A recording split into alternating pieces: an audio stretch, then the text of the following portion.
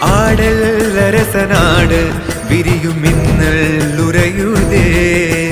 கங்கை தலையில் சூட எரியும் சினமும் கரையுதே. தோன்றும் யாவுமே அழியும் என்றனை எந்த நாணவம் அழித்த சிவசக்தியே. என்றும் அழிந்திடாதெனது சிவபக்தியே.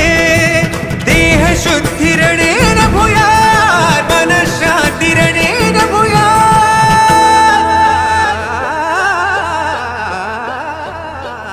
கோவில் எனவே ஆனேன் சிவனே.